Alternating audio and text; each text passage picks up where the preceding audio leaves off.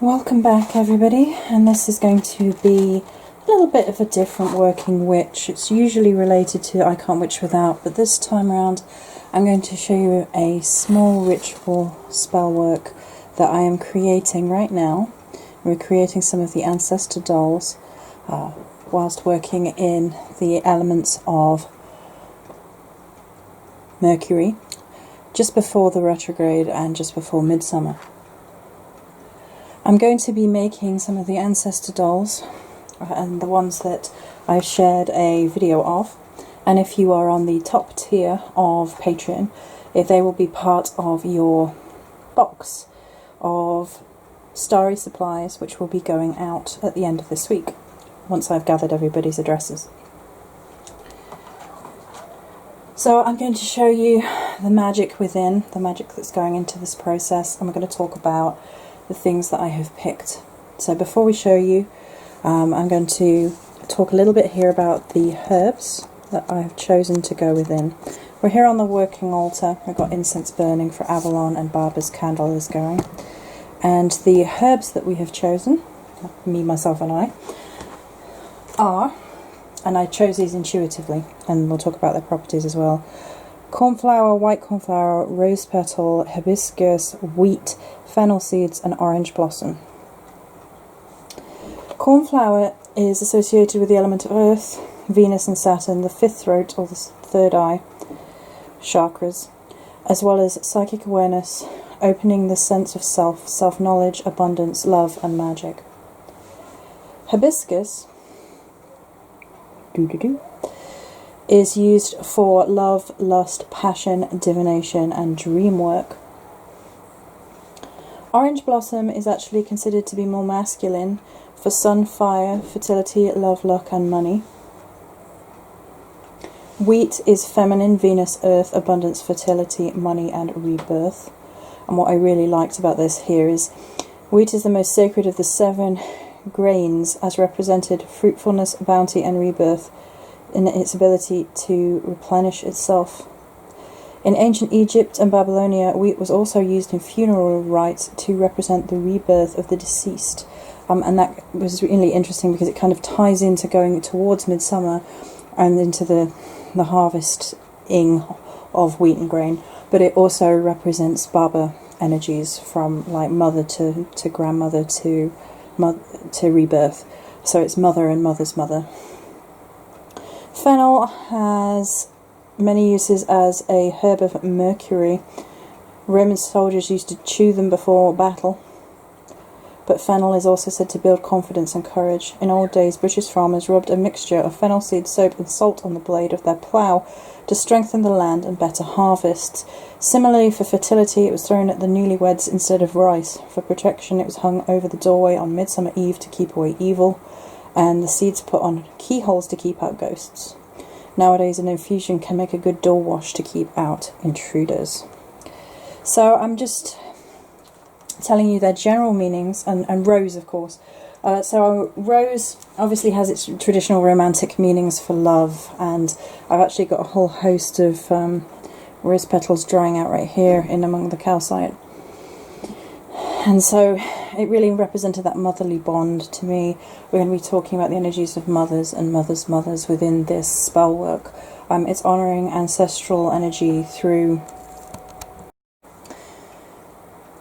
So these energies were really picked for an intuitive vibe that they correlated really well to the time of the year, to the upcoming midsummer, summer solstice energies. The idea of fertility, abundance, and tying to the land. And the little dolls are actually hung on trees as part of the red tent ceremonies, which is about honouring the land and our mothers and our ancestors and our connection to the land. And I really like that connection and vibe through. It's kind of more organic in a way, but it's also very Baba. So because I take it to a more organic place first, it has that land bleeding into the land, mothers bleeding into the land, birthing things into being, fertility, crops, abundance vibe. But for Baba, it's also about the mothers' mothers, the fact that we, at the point of birth, are akin with both our mother's DNA and our grandmother's, and the connection there between all of our ancestors flowing through our veins, and Baba really represents that rebirthing into the spirit realms. So the fact that the fennel seeds were both rebirth and death and birth really worked really well, although I picked them intuitively initially, so it's, you know, always trust your gut. I'm also going to be putting a little obsidian in to each doll. So I have some small obsidian pieces. I'm going to be putting 3 in, and I also have, oh I forgot, 3, I picked 3 rowan berries. So rowan is one of my absolute favourite poem to work with, Louis. It is magical protection against malicious magic. It's known as the witch's tree. It's very, very highly protective, and it reminds you that you are protected by the flowing of the energies of your mothers through your veins, and that really kind of brings that witchy Baba energy into things too. And I think it's very easy for us to fixate on Baba Yaga as the old hag, and while she plays with that and honors that and embodies that and come as she is, there's also like that grandmother vibe, that mother's vibe, and the protection of all women energy that works through her, and I think that's a really important part of her energy thus far. We've got a couple more weeks of working with her, so we're going to get lots more lessons, I am sure. But I got these wonderful patches of fabric, so they're all a little bit, they remind me of granny fabric, of like quilting and things like that, and I did that on purpose, but they're all red, or have red within them. There's one with stars on. That one's going to be mine, I think. How many did I actually get? Because, oh, look at that one. Look at that one. Isn't that nice? So, 3, 4, 5, 6, 7. Okay, so I can make one for me and one for someone else, as well as the ones for Patreon, so that is great. So we're just going to put the cloth down here, and I'm going to move all of these into the centre of the cloth now. I might add an extra rose petal. They're not fully dry though, so maybe not. I call upon your energy, I call upon your wisdom, I call upon your energy, I call upon your wisdom, I call upon your energy, I call upon your wisdom, to honour all the mothers and the mothers' mothers, and other blood through our veins. Hail to the ancestors. I call upon your power to protect us in our time of need, the date, the month, the hour. I call upon your power and energy.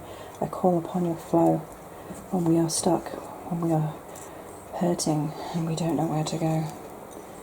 Calling to the mothers, I call upon the mothers of my mothers. I call you here. I'm going to use some blade, just to extra little protection over the top. I call upon my mothers. I call upon my mothers' mothers. We stand here unfiltered, unashamed. I stand between the worlds. I call to you across the fall. I know I rise and die and fall. My mother's call. I hear the drum you're beating. I hear the way you're weaving. I know you're never leaving. You are here with me. I call upon my mothers and all of their mothers, a line 1,000 strong, so that we may carry on. We are your daughters, we are your sons, we call upon you now and at once. Midsummer approaches,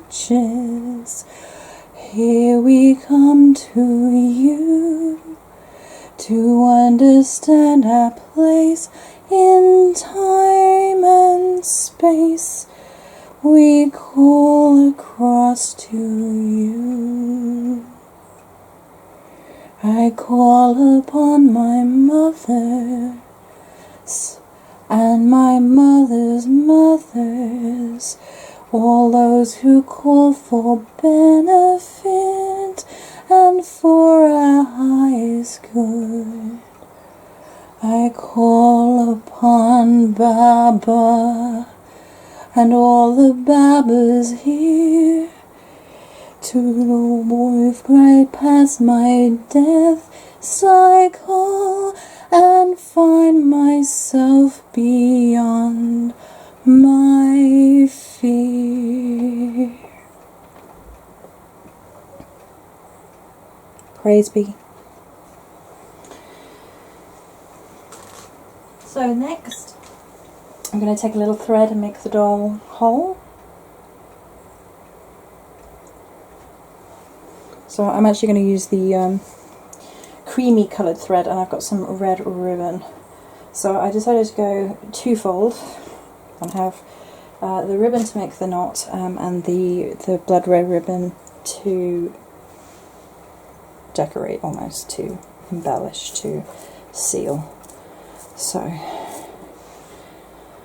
may this protect and honour the mothers.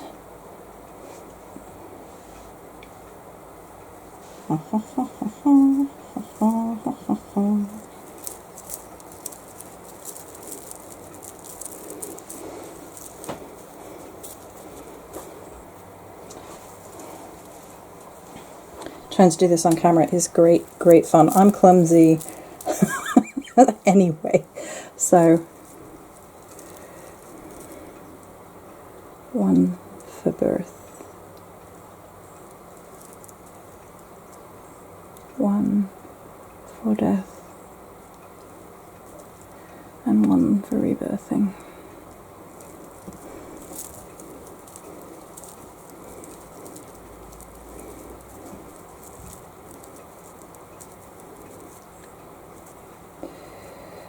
One for the sky, one for the sea,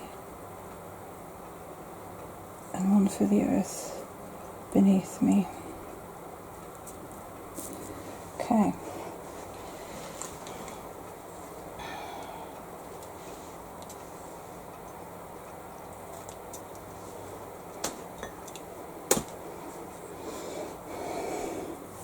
Red ribbon.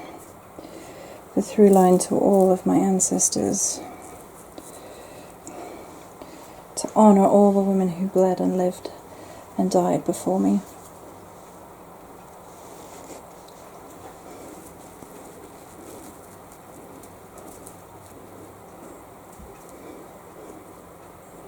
I honour you, my mothers and my mother's mothers, and beyond, all of those who would hold me in closeness and protection, and we are all bound through the spiritual ecosystem as one people under Goddess, women, mothers, connected, always in honour and in love.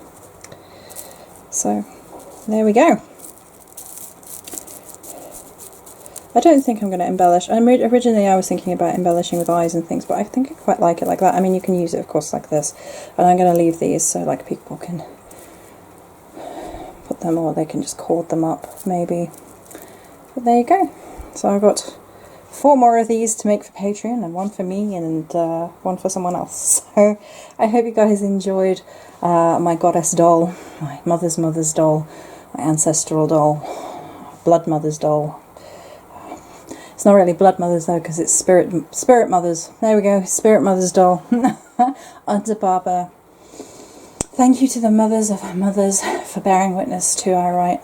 Thank you to Baba Yaga for her insights and her cackled sense of humour and her strength. Thank you to everybody for being here. Many blessings, and I'll talk with you soon.